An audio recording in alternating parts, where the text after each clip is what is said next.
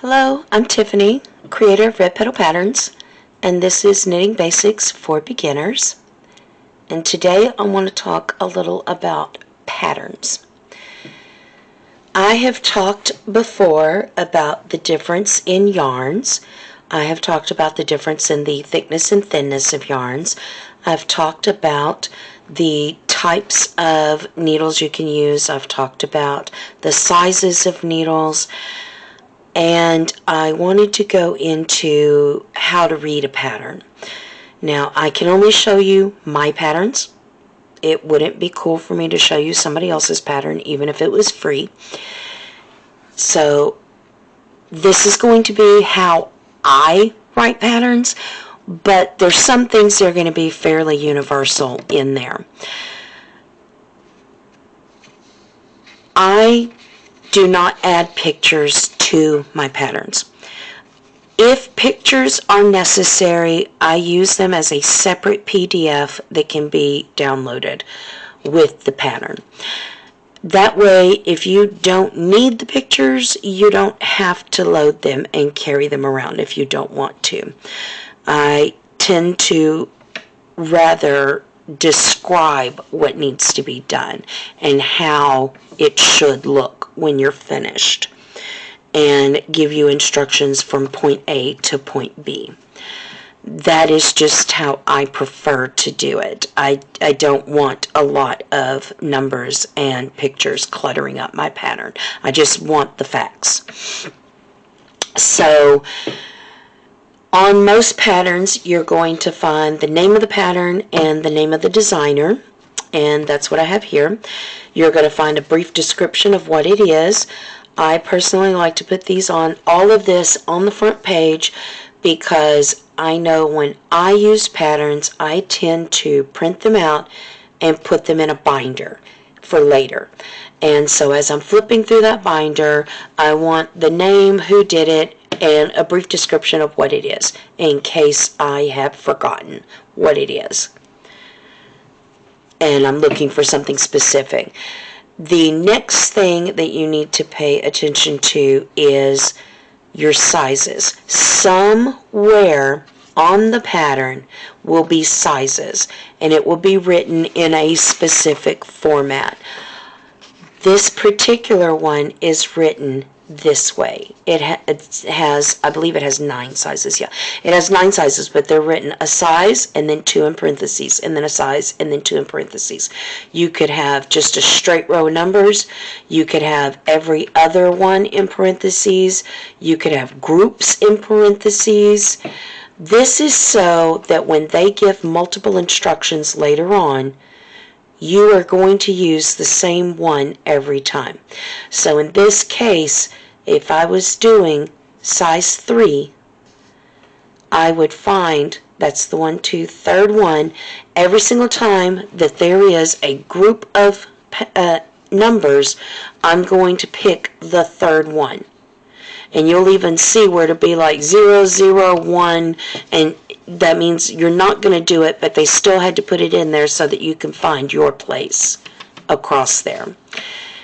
Some of my patterns only have 2 or 3 sizes. Some of my patterns have 16 sizes. And I need a way to indicate which one I'm talking about at that time and which number you are going to do. And that should be consistent. That the format that the size is in should be consistent all the way through the pattern.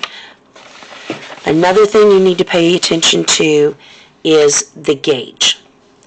This is probably one of the most important pieces of information on the pattern, is how many stitches per inch and how many rows per inch.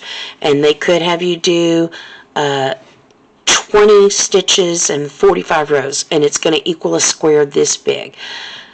A lot of my patterns only need one measurement, either the stitches across or the rows, but not both. Most of my patterns do not require both. I usually tell if it does. When you do your gauge, you want to do a gauge swatch. Do the gauge swatch 2 or 3 times the size that it asks for, then measure off the center of your gauge swatch and measure off. If it says it wants 10 stitches, you do 20 or 30 stitches, and then you mark off 10 stitches in the center of your swatch.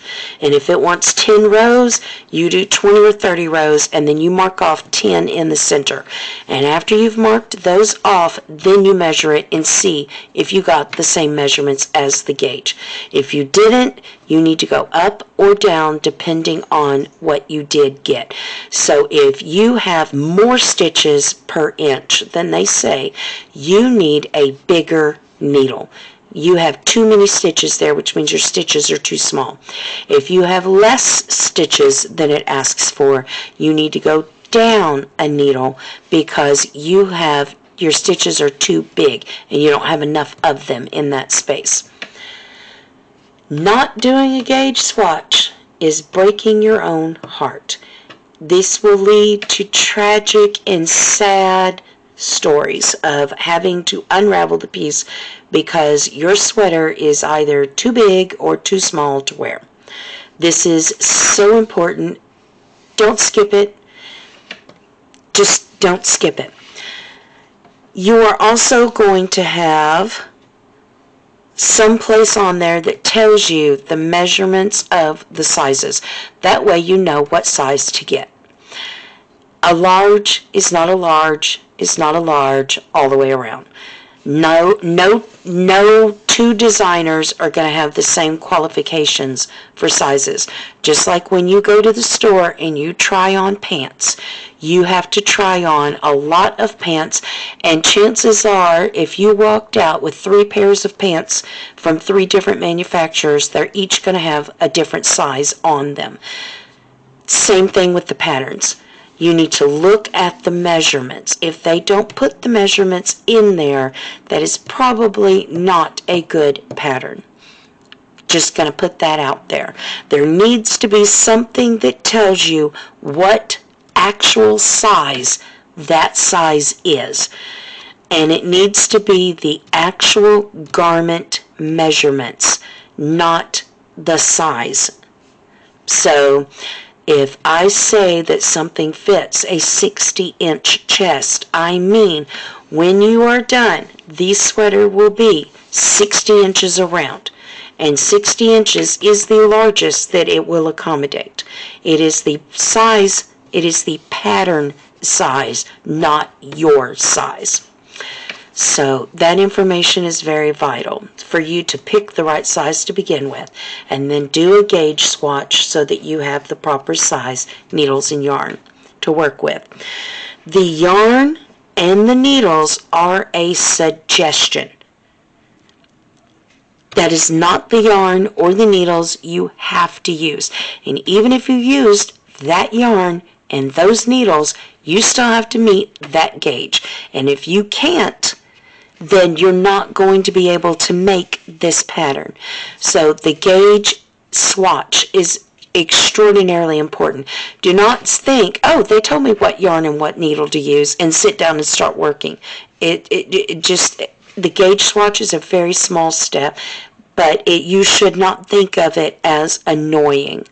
You should think of it as your security blanket before you start that pattern and waste your time and your yarn on something that wasn't going to work out.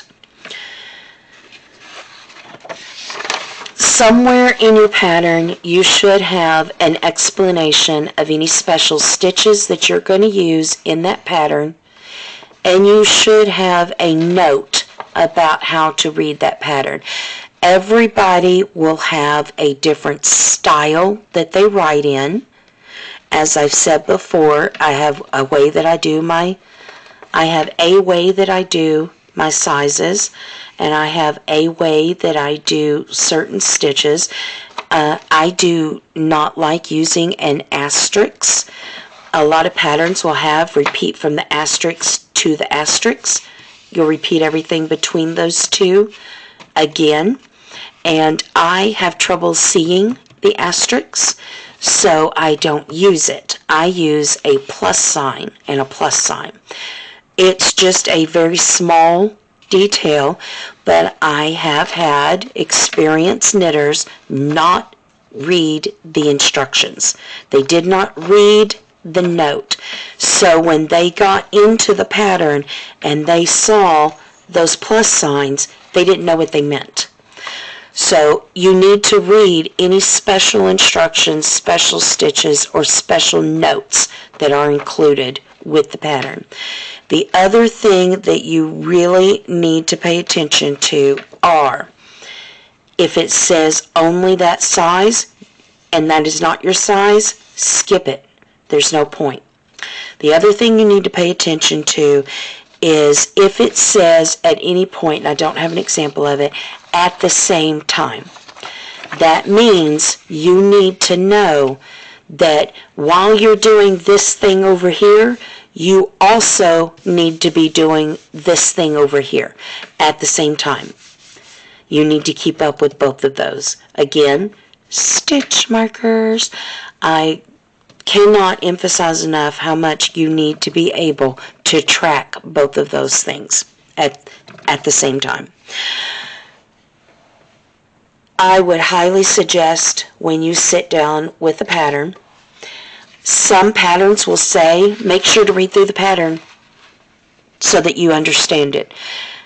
That is not really the case. What you need to do is read through the pattern to make sure that you understand your size and go through, use a highlighter, circle it, do something to indicate which things you're going to skip and which things you're going to pay attention to so that you don't have to sit and count it out every time. And make sure that you emphasize anywhere that you would do something at the same time. Make sure that you know any special notes, symbols, or abbreviations that are being used. Make sure you understand how to do the special stitches. And make sure that you understand what any special symbols mean and that you've read any special pattern reading notes. You do not need to understand the pattern.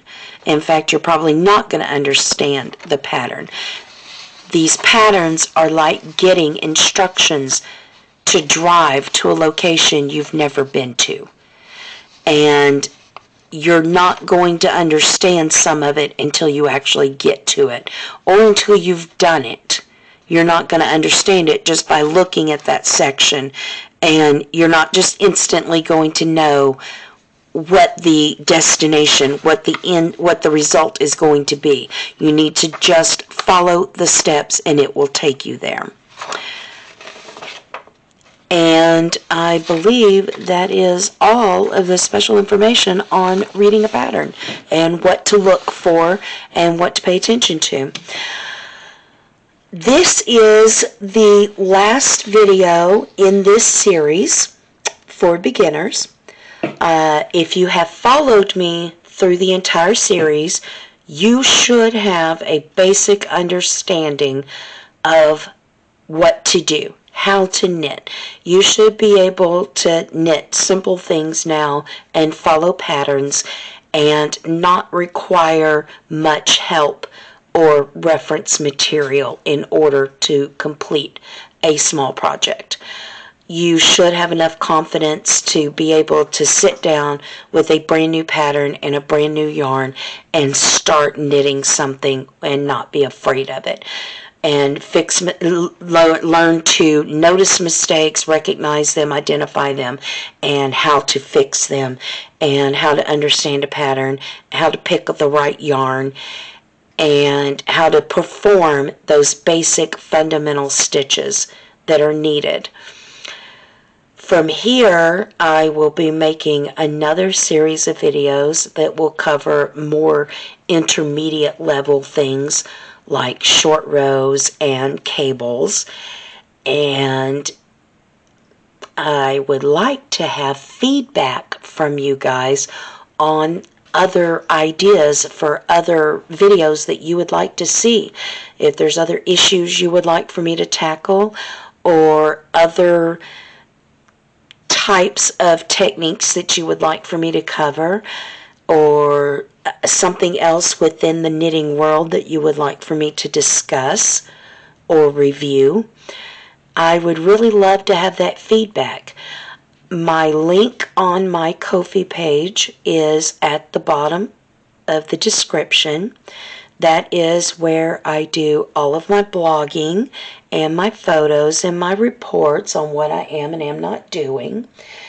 And that is where I also sell my patterns and take commissions if you wanted to ask for a specific type of pattern or a custom fitting or a custom pattern, or have translations or things like that. So I have a lot going on that Ko-fi page, and I would love to have any of you come join me there. Even if you don't buy anything, just joining and being part of the conversation is definitely supporting me and getting the word out. That is how I can continue to put out more content and more patterns and more information for everyone. You can also find me on other social media, but Ko-fi is where I do most of my hanging out. And I hope that you like this video, subscribe to my channel, leave comments. Anything shows support and gets the word out and will allow me to continue to keep doing this. And I want all of you to have a wonderful day, and thank you for taking this trip with me in this series. And I hope that you have learned a lot and that you will continue to learn more and continue this journey. And I believe that I have rambled on long enough. Have a wonderful day, and I'll see you next time. Bye.